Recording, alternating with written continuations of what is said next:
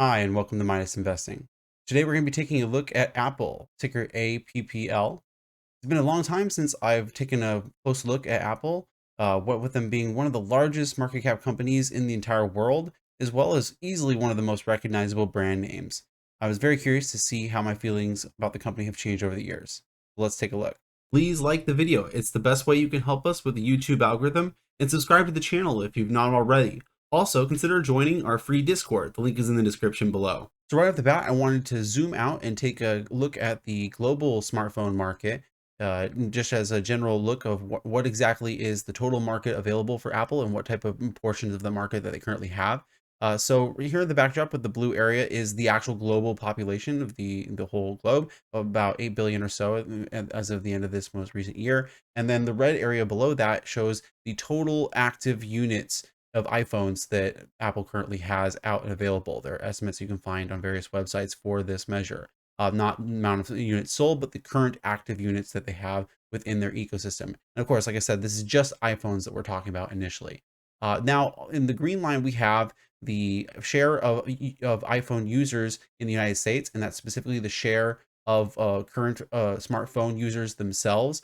So that's not the market share, which market share itself would be about like how many specific units or revenues as a percentage that are being sold in a given year, which takes into account the fact that customers themselves might be buying new units to replace their previous units, or even having multiple units for certain reasons or another. This is just saying out of all the people that have smartphones in the United States, what share of them are iPhone users, which is currently right here in about the 50% range, and has grown upwards from about 42% in 2014, which is the earliest I can get that figure for.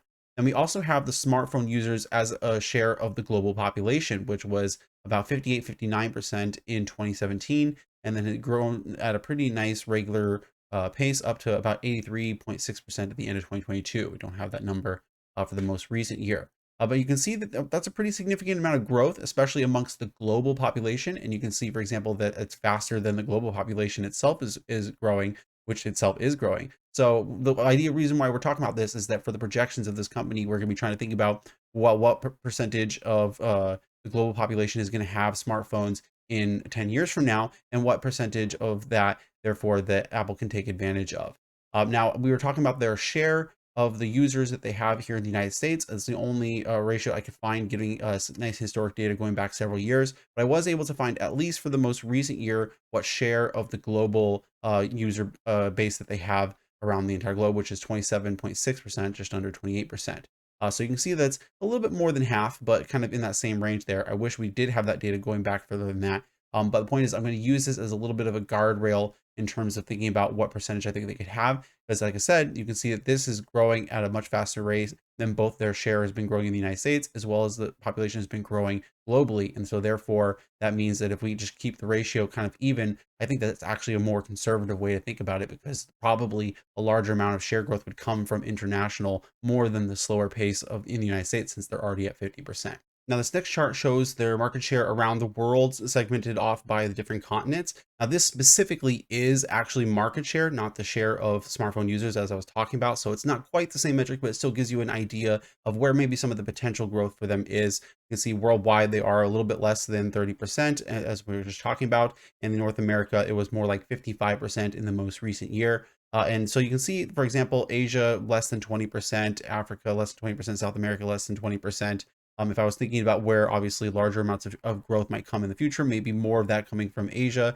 Though I did find some numbers showing the share that they've had in China over the last decade or so. And I did think that that was surprisingly consistent. So not necessarily China, but obviously there's the rest of East Asia to take into account there, as well as Europe, which is still significantly lagging behind the United States. I do know that the brand power is generally thought of as pretty strong within Europe, so perhaps you could eke out a little bit more share growth there. All right, going back over to our spreadsheet charts, here we have their different segments shown over the course of the last decade. You can see down at the bottom is the iPhone section of their business, which back in 2013 was about 53.4% of their business. And in 2023, it ends up being pretty similar, about 52.3%. So a slight drop in the total percentage of their business. And it actually had grown pretty significantly up to a high of around 66% before starting to come down over time. Obviously, the next largest portion of their business is actually the services, which had started a relatively smaller amount back in the past there, and has grown pretty significantly ever since maybe about 2015 when it had its most recent lows, and it's kind of grown consistently every year since then, now making up about 22% of their total business. But then the other major hardware sections of their business being the Mac and the iPad, we can see that Mac currently makes up about 7.5% of their business, and it was a little bit more back in the past, and it's had some smaller points in there, but relatively consistent in terms of its relative sizing of their total revenues here. And then also we have the iPad, which is about 7.5 still, but maybe closer to the 8% mark. Also pretty consistent over the course of the decade. The other section of the business, which you can see up here at the top, which makes up about 10.4% of their business in the most recent year, we definitely see some expansion here, especially with kind of the advent of a lot of the wearables. This section includes the Apple Watch, as well as the AirPods and other wireless headphones, as well as the hardware Apple TVs and other stuff like that. So it definitely has a little bit more of a kind of a mixed bag of different categories of products within this one. All right, so now we'll go through and take a look at each of the segments and break them down a little bit into some useful data. Here we have the iPhone sales. You can see the units in millions sold per year. In the first few years, you can kind of see the end of the initial run up in the popularity of iPhones as they were really kind of starting to take up the market share in the United States after their debut in what was it, 2008, 2009, or something like that. You can see that then we had kind of leveling off in this like 200 some million per year for several years, a few years dipping below that in 2019 and 2020, and then a couple years back above the 200 million units per year. And the most recent year, we had 195 million units in 2023. Now, the red bars back against that is an approximation for the additions of new users, which I get essentially by taking the difference between the growth in the active units, which I showed you the chart for before, relative to the amount of units being sold. So the kind of the difference between the two shows the people who are essentially replacing their previous iPhones, or they're perhaps taking on an extra iPhone for one reason or another as well.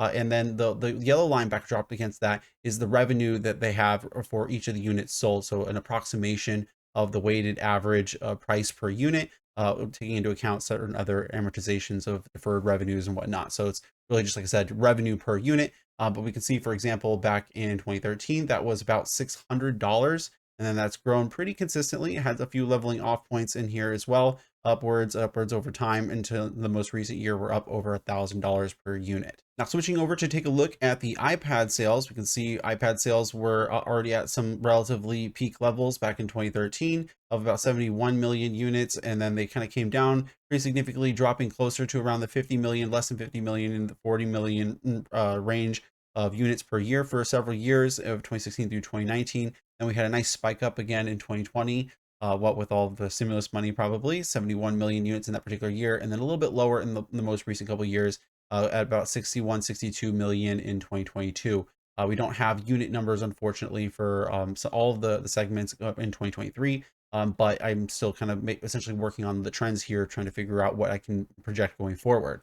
Now, similarly, we have the revenues per unit for this particular category as well, about $450 per unit on average in 2013, and that stayed pretty consistent all the way through 2019. Actually dropped in 2020 a little bit, but still kind of staying in the relative range. And then we see a little bit of a spike up to over the $500 point in 2021, which then came down again to less than $500, but still perhaps a little bit higher than the trend beforehand. So maybe we'll see where that kind of tends to level off going forward. Now switching over to Mac sales, kind of funny to talk about this one so much later in the process, considering it used to be the entire business for Apple, but we have about 16 million units being sold in 2013. This took a little bit of rise up and has kind of like a little bit of a wave going through it after it leveled off as well during this 2016 through 2019 period. And then this has really started to take off in the most recent few years, jumping upward in 2020, 2021, upwards to over 25 million units, ending at about 26 million units in 2022.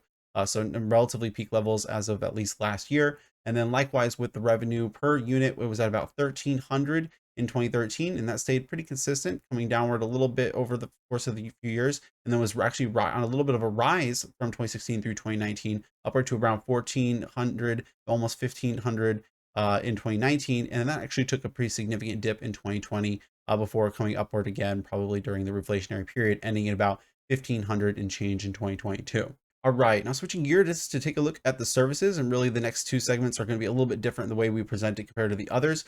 So what we have here is the dollars per active iPhone that we have for each service. And that's the way I'm going to gauge it, is because my measure of thinking about the active iPhones is kind of giving us an idea of just how many people are in the ecosystem and are using their services. Now, this isn't really a perfect proxy, especially given, for example, something like their streaming platform, where you could theoretically access some of those services without being a part of the manufactured product ecosystem. So it's still just kind of a proxy, but I still think it gives a pretty good idea, because I'm going to go out on a limb and assume that really is the majority of the people who use Apple services. Obviously, iOS in particular being the lion's share of it. But either way, we had a $49 in 2013 per active iPhone, and this actually came down on a little bit of a decline through to 2015, 2016, before starting to rise back up pretty significantly over time. I'm really, if you'll remember, that this is kind of the point where services really started to make up a much larger share of the revenue for Apple themselves over the course of the period. And so rising upward towards $59, $58 per active iPhone in 2022, 2023. And then really the shade back behind it is to actually essentially remind you exactly what I was talking about, percentage of their total revenue. So it used to be closer to like 10% of the total revenues, and then it rose, all upward past 15%, closer to 20%, leveled off for a couple years, 21, 2022, and then in 2023, it was up to 22%. So services have become more and more a major part of their business. Now, using essentially the same format, we're taking a look at the other revenues. Likewise, what we will be using is the revenue dollars per active iPhone, essentially saying that, well, if you have an iPhone, that puts you in the ecosystem, and then you're more likely to essentially to be spending money on some of those other products, especially since a lot of those products are periphery accessory products to an iPhone or an iPad or a Mac or something like that. Obviously, like I said, I'm using active iPhones as my proxy nonetheless. So back in 2013, we had $31 per active iPhone being the level, and that dropped pretty significantly down below 20. And then that stayed in that range, kind of still dwindling downwards pretty significantly through 2017, before it started to rise pretty dramatically for the last several years during the advent of the wearables in particular. And that kind of leveled off around the $31, which is kind of where we started initially. And then in the most recent year, it took a little bit of a dip down to $27 per active iPhone. And then likewise, we have the percent of the revenues here. Again, you can see it climbing, and then leveling off a little bit for the last several years. All right, so now we'll come in to take a look at the model that I built for the company using a lot of this data. Now, as I kind of started showing about the kind of the more global macro perspective, I want to kind of make it clear kind of sort of my mindset going into this model, which is to say that I was trying to think a little bit reasonably about essentially what percentage of the users around the globe are going to end up being smartphone users from a decade from now. I'm trying to be a little bit conservative in regards to that, and not necessarily overthink that. Partially because, like I said, I'm going to use a somewhat consistent ratio between the share of the U.S. and the share globally for the iPhone user base as a percentage of the total smartphone user base. And so essentially, going forward with this, in my bear case, for example, I have about 81% of the global population as smartphone users relative to the 83.6 that we have at the end right here. And then I'm pushing upward to 86.2% in the bull case, and then keeping that same 83.6% as my base case. So we're potentially allowing for a larger amount of smartphone users to grow over the next decade. But to be honest, it's possible that even in my base case, we're being a little bit conservative there. My argument essentially for this is, yes, we're going to have the global population start to increase, but there also might be a decent amount of competition as well. And I don't necessarily want to assume that a whole bunch of people are going to be able to afford iPhones in some of the less developed parts of the world, which is honestly where a lot of the population growth is actually supposed to be happening. I do think that this might end up being somewhat of a conservative measure, but as I was saying before, I'm trying to be a little bit conservative in some areas, whereas in others, I'm not necessarily being as conservative. In particular, for example, now we have also the share in the United States, which was currently about 50% in 2023. I'm assuming in my base case that it can come upward to maybe about 51.9%.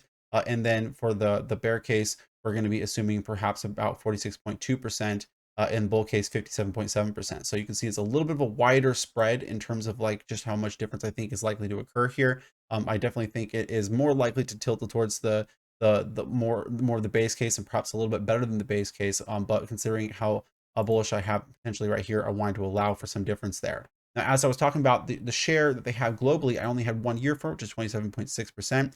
but the ratio between the two is essentially 55%. And so I chose to essentially rely on this ratio when trying to think about what share of the smartphone users globally they could have. And so likewise, that translates those percentages into 25.5% for the bear case, 31.9% for the bull case, 28.7% for the base case. And so this percentage of the global population essentially gives us an idea, or this global population times the share of the global population that is a smartphone user, as we kind of already talked about, gives us essentially an idea of just how many total iPhone users that we could theoretically have in 2033. So coming down here to take a look at the iPhone section and where I have the active units listed, as I was talking about before, in 2023, we had 1.4, 1.5 trillion active iPhone units globally. And so with those measures multiplied together, I end up actually with 1.7, 1.8 trillion actives in my bear case in 2033, and possibly 2.3, 2.4 trillion in my bull case, a little over 2 trillion as my base case. So even just with those measures I put together,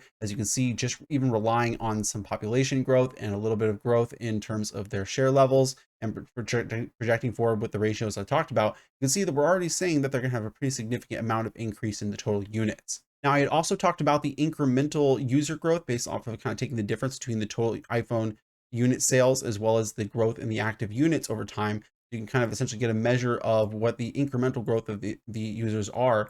And then what I did is I took a ratio between the incremental user growth and the unit sales to kind of get an idea of essentially how many units do they sell relative to the amount of new users they're getting. I ended up getting 2.7 actually as the average over the course of the last decade with a deviation of 1.4. So I essentially was relying on this and saying, okay, well, maybe let's take a look at what it could be a little bit of variability within that. In my bear case, I'm saying 4.1, in my bull case, about 2. Now, in my mind, it actually makes sense to make the higher ratio in the bear case because essentially that implies that you're having less new users being added to the ecosystem relative to the same users essentially purchasing more products. So you actually want to see a lower ratio on the bull case for this particular case there. But essentially, that gets us a measure of the incremental user growth, which we can then work backwards with those ratios to figure out what the units they would be selling in 2033 specifically would end up being. So just for a sense of comparison, we had 195 million units being sold in 2023, but what I end up with is actually lower numbers in 2033. But keeping in mind, again, we've already added a few 100 million more people to the ecosystem over the course of the last decade. So in the middle there, they might have had a little bit of higher unit growth. But the point is, at some point or another, the market's starting to get a little bit more saturated and the products are more expensive. So that kind of makes up for it a little bit too. So in my bear case, I end up with a little under 135 million units being sold per year in 2033, essentially, and onward. 188.4 as the base case, 185.7 million in the bull case. Now you may notice, for example, the bull case is actually a little bit less than the base case, and that partially has to do with the way these metrics are put together and also taking into account the total ecosystem size. So again, it's not necessarily about like this specific number. It's a little bit about all of those numbers put together, how this is going to play into the total revenues you end up with the company. And also these metrics end up being relevant for the other segments, as I was talking about, for example, like the services and the others I take as relative to the total active iPhones. So having that larger base of active units is going to be important for those segments as well. And spoiler alert, the services are going to become a much larger portion of their business over the course of the next decade, according to my model. And that's another function of just how I'm working with this model is I'm more than comfortable assuming that they're going to become more saturated in terms of their hardware in everybody's pockets. And then at that point, it really just comes about more incremental service sales to those same customers over the course of the next decade. So yeah, not necessarily everything is going to be a higher number between the base case and the bull case or something like that. There are some deviations in that based off of the way that works out.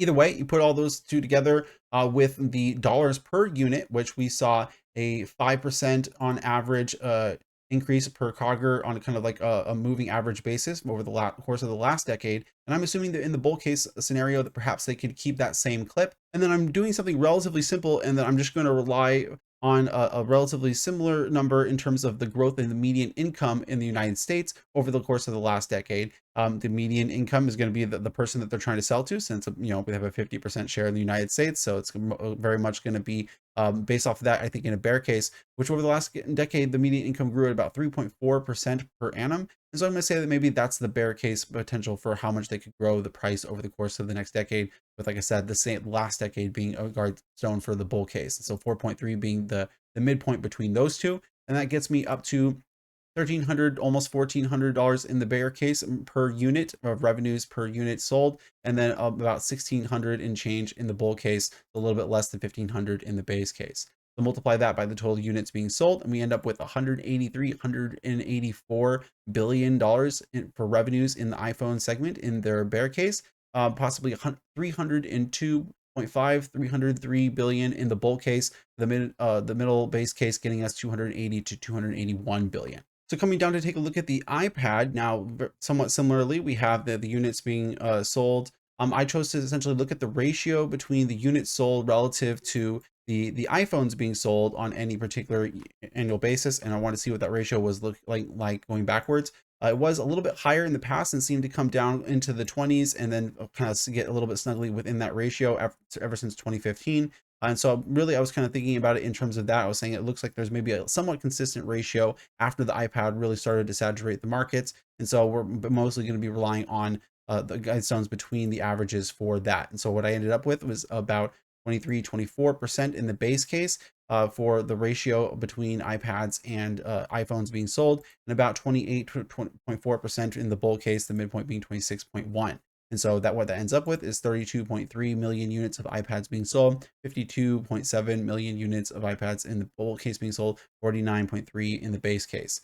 And then likewise for the dollar units sold, we saw much less growth in the price units on any sort of moving average kind of basis over the course of the decade we saw, which you kind of saw on the charts there. It was a little bit more of a wave pattern to it rather than a consistent upward trend like the iPhone. And so likewise, we're essentially just going to let's look at this average, take that as our base case, and then allow for a little bit of a decrease from that basis for the bear case, and a little bit of an increase from that on the bull case. I just didn't think that since it's such a low percentage COGR, that probably didn't make too big of a difference as long as we kind of keep it in some at least sort of inflationary kind of range, which seems to be what it was doing here. It was a little bit less inflation on a moving average basis. So I end up with $531 per unit in the bear case, 610 in the bull case, 561 in the base case. So multiply that together, I end up with 17 billion in change in the bear case, 32 billion in change in the bull case, and then a little bit less than 28 billion in the base case. Coming down to take a look at the Mac, where I'm using essentially the same method for the Mac as I do with the iPads. We end up with a 9.8% average in the Mac, which I did actually take a more consistent average for this rather than just looking at the consistent trends between it, partially because for Mac, it ends up being a little bit more consistent without having a little bit of a downward movements as we saw with the iPad. It's pretty much stayed nice and snugly at around 10% or so over the course of the decade with a relatively small deviation comparatively. So the point is I felt a little bit more comfortable just relying on the average and using a deviation as sort of a way to vary between the bear and the bull case. So 9.8 is our base, 8.7 is the bear, 10.9% being the bull case, and that comes upwards to equal 11.8 million units sold in the bear case, 20.3 million in the bull case, and then 18.5 in the base case. And then with the dollars per unit, again on a moving average COGR basis, similarly to the iPad, we don't really see a huge amount of growth in the total pricing. It already was at a relatively healthy pricing comparatively to the other segments, although obviously much less units sold. And so likewise, we are going to just use the 1.5% moving COGR as our base, and then have a small amount of deviation upward and downward from that. And that gets us to just under $1,700 in the base case per unit sold, and then a little over $1,900 for the bull case, a little bit less than $1,800 for our base case. Multiplying those two together, we get a little bit less than 20 billion in the bear case, and then a little bit less than 39 billion in the bull case, our base case giving us about 33 billion or so. Now coming down to the services, this is one part where, like I said, I'm actually expecting some pretty significant growths, and I'm actually think that I may be being a little bit less conservative in this category, especially in terms of the total amount of dollars that they'll be able to charge here. But either way, I thought that was just one thing I kind of want to point out. They had about 85 billion in 2023. Now, as we had shown on the chart there, they had ended about $58 per active iPhone in 2023. And then really kind of the way I thought about this was to kind of taking a look at the way the services have grown on a kind of a moving COGR basis at different points in the history. They were relatively flat for the first several years in this historic period that we have right here. They had actually come down pretty significantly and then back up. So it kind of ended up being sort of flat on a moving average basis. But then in the most recent several years, it had been relatively accelerated in terms of its annualized growth, going from essentially, like I said, flat per year to about 8% per year, which turns the total CAGR over the entire time frame to a 7.8% on a moving average basis. And so really, I'm kind of trying to think a little bit between the two because I definitely think it's more likely to be in that kind of growth range there. And then I allowed it to essentially be a little bit less than the actual CAGR we saw in the most recent several years, but a little bit more than we saw over the course of the whole 10 years. I essentially took the average between these two and made it my bull case CAGR right here.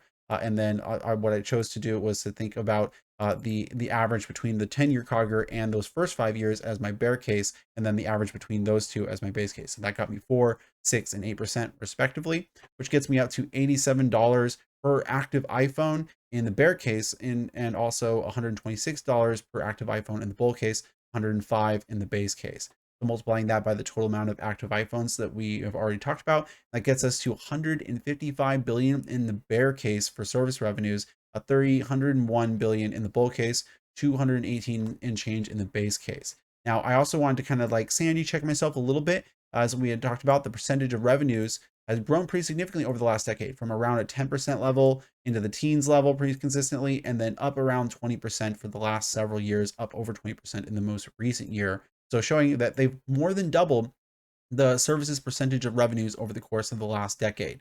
So what do I end up with in terms of the as a percentage of total revenues? Now, we haven't actually talked about the total revenues yet, but either way, I can still kind of talk about this percentage ratio, I think, and make sense of it. I end up with 35% in the bear case scenario, 34% in the base case scenario. As I had said before, the percentages themselves can vary a little bit, but depending on how the active iPhones versus the total iPhones being sold moves in here. So that's why you see a little bit of a decrease here. Shouldn't think of it as too much of that. In fact, I think it actually almost makes sense if you think of it that way. Because, for example, if we're seeing way less sales in the bear case, then that means you're going to be relying much more on the service, on the revenues coming from the already existent user base in the bear case. So I think it actually almost makes sense to see a higher percentage in the bear case relative to the base case. But in the bull case, it actually is higher because we have a higher unit sales and a higher user base.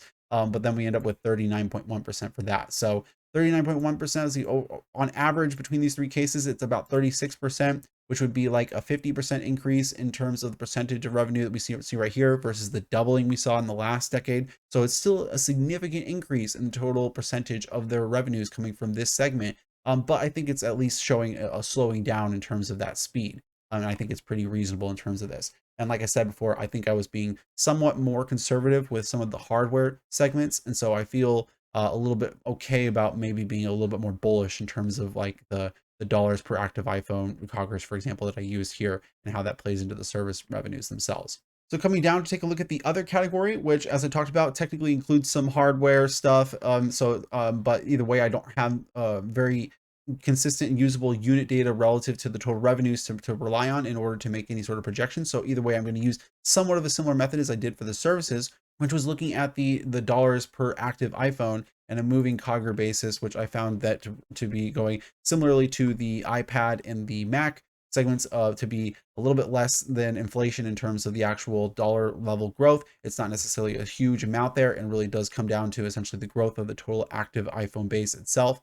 So either way, using 1.8 CAGR as my base case, and then allowing for some variability around that, not a huge amount, 1.2% with 2.7% in between those. And that gets us up to $35 per active iPhone in the bear case, $37 in the base case, and $40 in the bull case, which if you just multiply that upwards, that gets you to 63 billion in the bear case of revenues, 96 to 97 billion in the bull case, and just over 77 billion in the base case. So we add all of those segments together and we end up with 438 billion and change in the bear case for revenues, comparative to, for example, the 383 billion we saw in 2023, which was down from 394 billion in 2022. And then we also have 771 billion in the bull case, 636 billion and change in the base case, which ends up being a 1.4% CAGR in that bear case, 5.2% revenue CAGR in the base case, 7.2% in the bull case. So I think that these end up being pretty reasonable in my mindset in terms of like what the revenue CAGRs could be. As I said, perhaps being conservative in some areas, perhaps being a bit more bullish in other areas. That's for you to decide.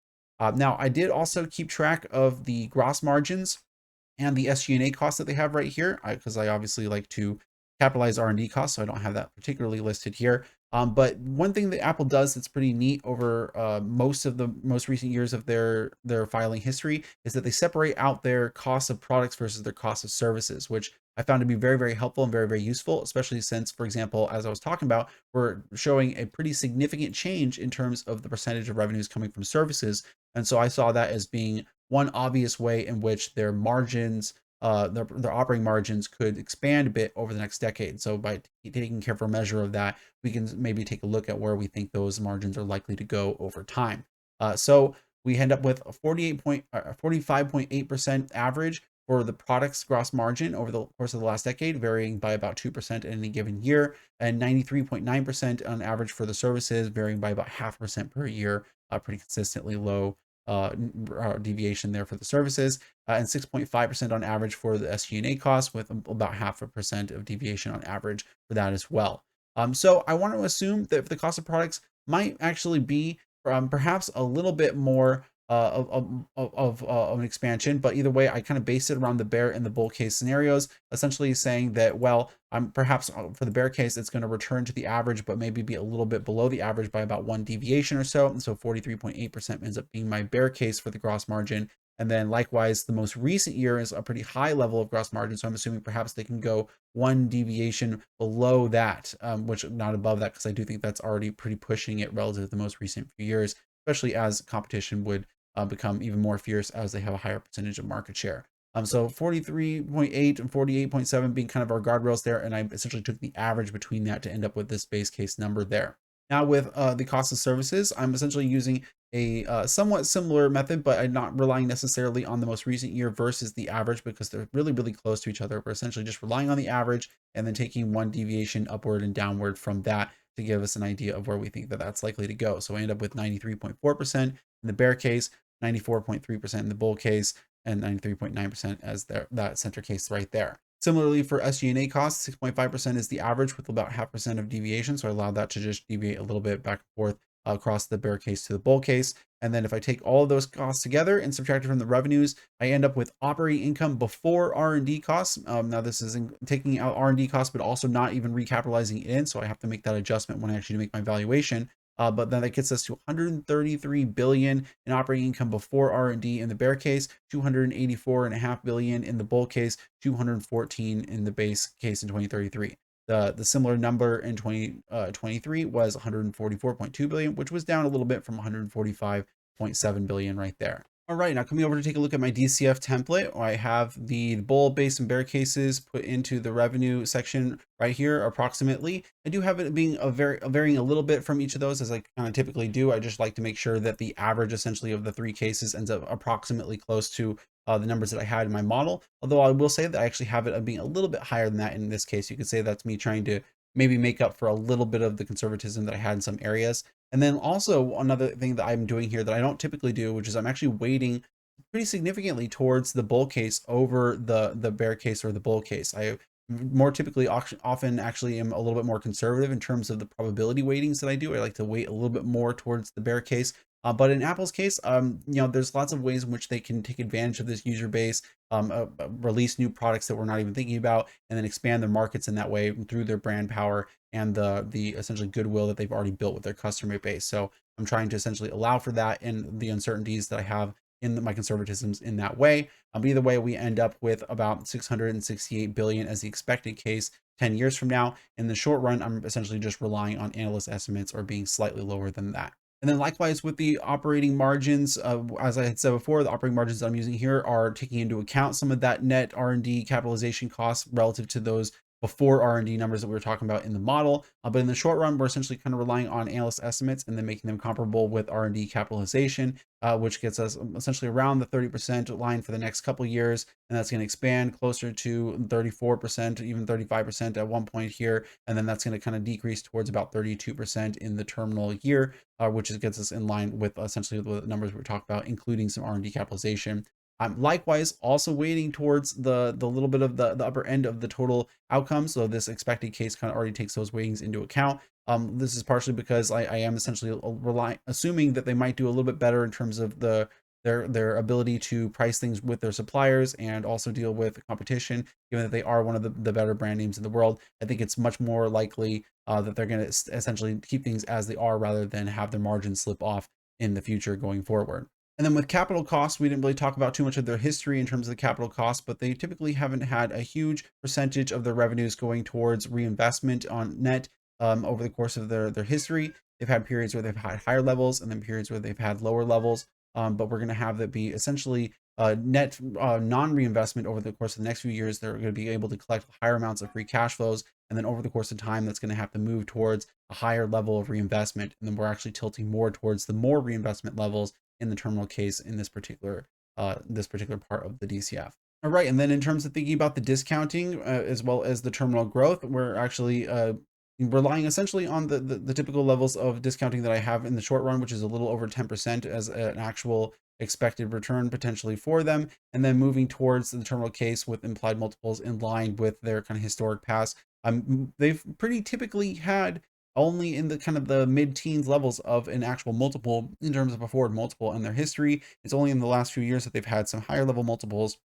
And we are essentially allowing for them to have a little bit of some of that higher level multiples going forward, especially considering the expansion of the services portion of the revenues, but not too much because to be honest, they haven't really had too much of a multiple readjustment based off of interest rate changes. And we have to essentially allow for some conservatism there. But either way, I'm being a little bit less conservative in terms of terminal multiples than I am with some other companies. So either way, I still think I'm giving them a bit of a break in terms of that.